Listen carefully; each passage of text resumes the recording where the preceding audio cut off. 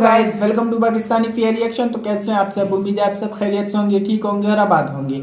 हमारी दुआ यही है आप खुश रहें, आबाद रहें। मेरा नाम है अफान। मेरा नाम मंसूर सुगैर है। मैं एक और नई वीडियो के साथ, ये वीडियो काफी इंटरेस्टिंग किस्म की होने लगी है भाई।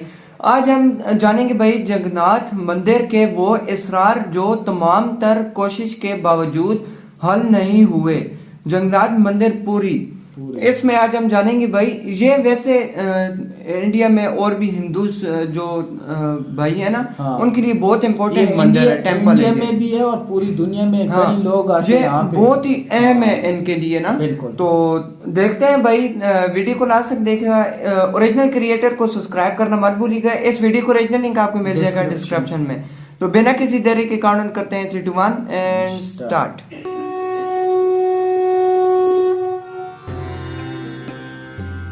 काफी पुराना लग रहा है ना भाई,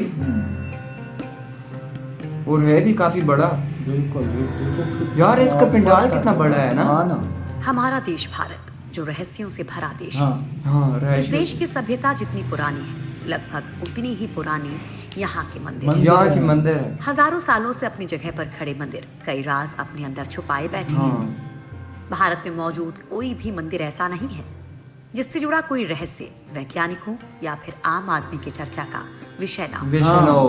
बिल्कुल दोस्तों, आज हम आप लोगों को एक ऐसे ही मंदिर के रहस्य के बारे में बताने वाले हैं जिसके बारे में जानकर आप लोग चौंक जाएंगे। दरअसल दोस्तों, हिंदू धर्म में 4 धाम की यात्रा का बड़ा महत्व माना गया है। आज हम इन 4 धाम में से एक ओडिशा के समुद्र तट के किनारे बसे पुरी में मौजूद जगन्नाथ मंदिर से जुड़े रहस्य के बारे में बताने जा रहे हैं। ये इम्पोर्टेंट है बहुत। ये मंदिर भगवान विष्णु के अवतार श्री कृष्ण को समर्पित है। हर साल यहाँ लाखों श्रद्धालुओं का जमावड़ा लगता है। 800 साल से भी ज्यादा पुरानी इस पवित्र मंदिर से देश विदेश से लोग आते हैं। आज हम आपको इस मंदिर से जुड़े ऐसे रोचक रहस्यों की जानकारी देने जा रहे हैं, जानेंगे भाई इसके जिनकी बारे में। सच्चाई के बारे में आज तक पता नहीं चल पाया है। मंदिर में नहीं सुनाई देती समुद्र की आवाज। मंदिर में नहीं सुनाई देती दोस्तों, कहने को तो ये मंदिर समुद्र के किनारे पर बसा है, लेकिन मंदिर के अंदर समुद्र की लहरों की आवाज किसी को भी सुनाई नहीं देती है, जबकि समुद्र पास में ही है। बहुत आवाज होता है। लेकिन आप जैसे ही मंदिर से एक कदम बाहर निकलेंगे, वैसे ही समुद्र के लहरों की आवाज आपको सुनाई देने लगती है। वाकई ये किसी आश्चर्य से कम नहीं। बिल्कुल दोस्तों, इस पवित्र मंदिर की हर जगह किसी ना किसी रहस्य से जुड़ी हुई है। मंदिर में कभी नहीं होती प्रसाद की कमी। बिल्कुल। मंदिर में प्रतिदिन चाहे कितने ही श्रद्धालु दर्शन के लिए आए, मगर प्रसाद की मात्रा कभी घटती नहीं। वाह यार, हर समय पूरे साल के लिए भंडार भरा रहता है। ऐसी पूरे मान्यता है कि भगवान जगन्नाथ के प्रताप से यहाँ हजारों लोगों से लेकर लाख लोगों तक को प्रतिदिन भरपेट भोजन खिलाया जा सकता है, चाहे श्रद्धालुओं की संख्या में कितनी भी बढ़ोतरी क्यों ना हो जाए।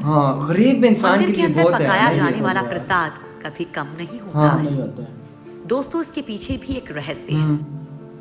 दरअसल इस मंदिर की रसोई भी सबको हैरान कर देती है। दरअसल यहाँ भक्तों के लिए प्रसाद पकाने के लिए 7 बर्तन एक दूसरे के ऊपर रखे जाते हैं। एक दूसरे के ऊपर। लेकिन हैरानी की बात यह है कि सबसे ऊपर रखे बर्तन में प्रसाद सबसे पहले पकता है, फिर नीचे की तरफ एक के बाद एक बर्तन में रखा प्रसाद पकता जाता है। पहले वाला पकना चाहिए। इसके अलावा ये भी कहा जाता है कि यहाँ हर दिन बनने वाला प्रसाद भक्तों के बीच कभी कम नहीं पड़ता। चाहे 10-20 हजार लोग आए या लाखों लोग, सबको प्रसाद जरूर मिलता है। यहाँ की विशाल रसोई में भगवान जगन्नाथ को चढ़ने वाले महाप्रसाद को बनाने के लिए 500 रसोइये लगे रहते हैं। 500 रसोइये लगे रहते हैं, जिनके लिए अलग से 300 सही काम करते हैं। यानी कि करीब 800 लोग मिलकर महाप्रसाद तैयार करते हैं। दोस्तों, कहा जाता है कि मंदिर का प्रसाद तभी खत्म होता है जब मंदिर के दरवाजे बंद कर दिए जाते हैं। भगवान जगन्नाथ के मंदिर में आज भी कई ऐसे चमत्कार होते हैं जिनका जवाब विज्ञान के पास भी नहीं है। पुराणों के अनुसार जगन्नाथ मंदिर को धरती का बैकुंठ माना गया है, क्योंकि भगवान श्री कृष्ण आज भी यहाँ मौजूद माने जाते हैं। पुराने समय से ही यहाँ की सबर जनजाति के आराध्य देव हैं ये। और ऐसा कहा जाता है किसी वजह से यहाँ भगवान विष्णु का रूप अन्य मंदिरों की अपेक्षा थोड़ा अलग नजर आता है।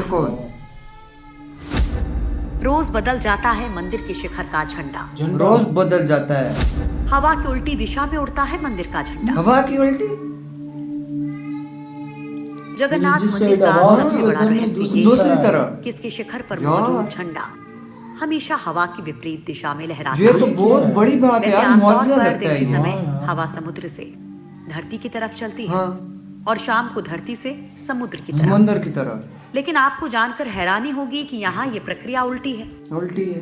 अब ऐसा क्यों है, ये रहस्य आज तक कोई नहीं जान पाया। कोई नहीं जान पाया। भारत में किसी भी मंदिर का ध्वज हर दिन नहीं बदला जाता है, लेकिन जगन्नाथ जी का मंदिर ही एकमात्र मंदिर है जिसका ध्वज हर दिन बदला जाता है। हर दिन बदला जाता है। हर दिन एक पुजारी को ऊंचे गुम्बद पर चढ़कर ध्वज बदलना होता है।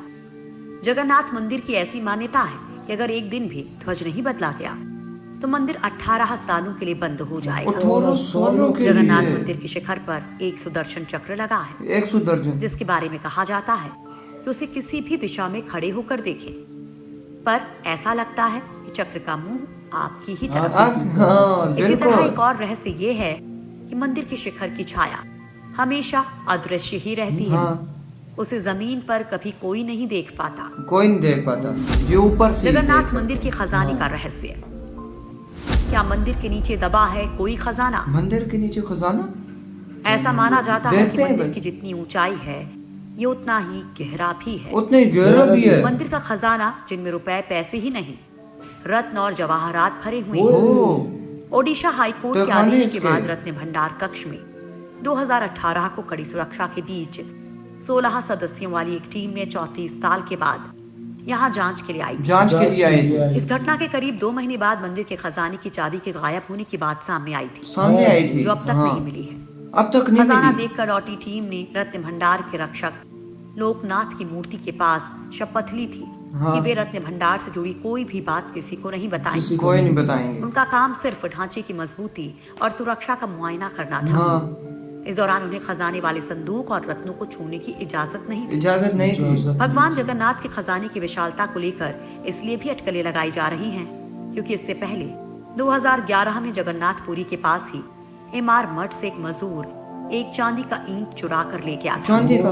और इसके बाद एक ऐसा रहस्य उजागर हुआ जिसे देखकर प्रशासन की आंखें भी चौंधी आ गई थी। जांच में जब इस मठ के एक कमरे को खोला गया तो उसमें से 100 करोड़ से अधिक कीमत की चांदी की ईंटें मिली और इसी वजह से अंदाजा लगाया जा रहा है कि मंदिर में खजाने का भंडार है। पंडाल है। 7वीं सदी में हुआ था मंदिर का निर्माण।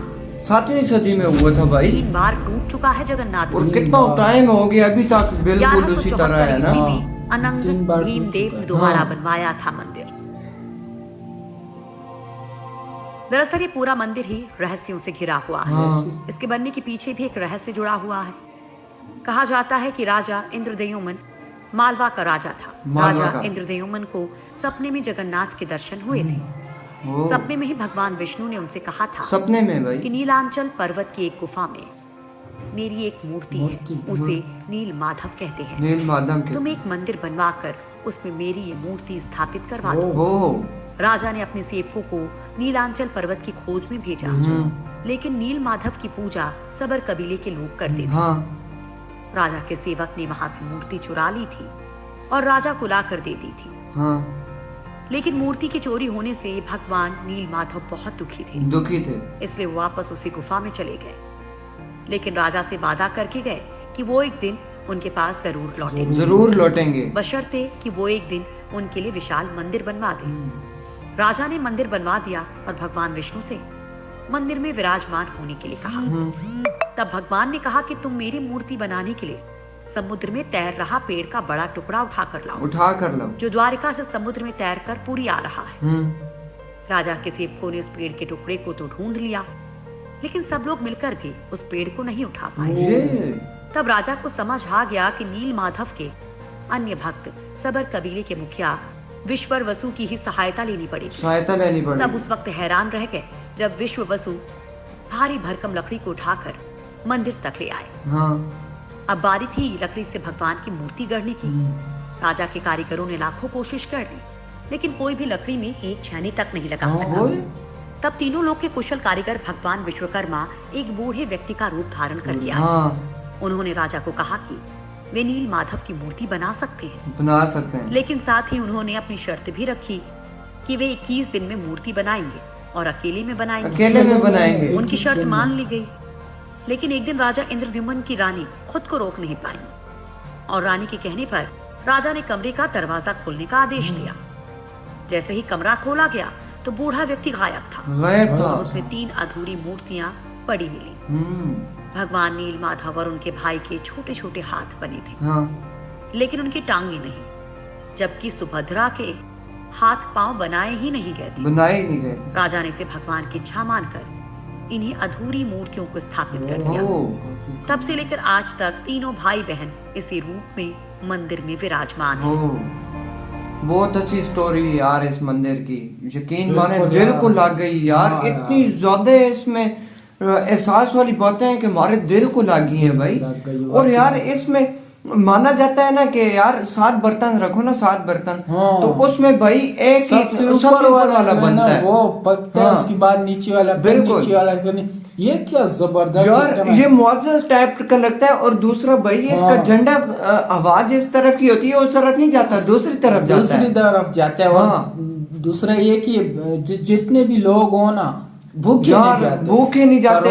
इतना कुछ इन्हें मिल जाता है ना कि ये करोड़ों लोग भी आ जाए ना तो फिर भी ये खत्म नहीं हो सकता। और ये तब खत्म होगा जब इसके दरवाजे बंद होंगे। और 800 साल पुराना, ये बहुत पुराना है भाई। और बिल्कुल उसी तरह का है। और मूर्ति की जो बात हमने सुनी है, सही बात है यार, बात है, दिल को छू गई है भाई। इतनी मुश्किल से उन्होंने बनवाई है और सारा कुछ यार, कितनी मुश्किलात इसमें पेश आई है। बिल्कुल। और भी इतना, और माना जाता है कि जितना ये मंदिर ऊपर जाके ना ऊंचा है, उतना नीचे भी है। और दूसरा है कि यहाँ पे लोग इंडिया से तो आते हैं, लेकिन और देशों से भी लोग, बाहर मुल्कों से भी आते हैं लोगों। और भाई ये नीचे वाला जो पोर्शन है ना मंदिर का, कहते हैं सब सोने का भरा हुआ है। और उनको ताले लगे हुए और तालों की चाबियां भी गुम हो गई हैं। बिल्कुल। और यार काफी कमाल की हिस्ट्री हमें लगी है। आपको कैसी लगी कमेंट सेक्शन में जरूर बताइएगा। तो मिलते हैं नेक्स्ट वीडियो में, तब तक के लिए अपना बहुत ज्यादा ख्याल रखिएगा। तो यार बाय।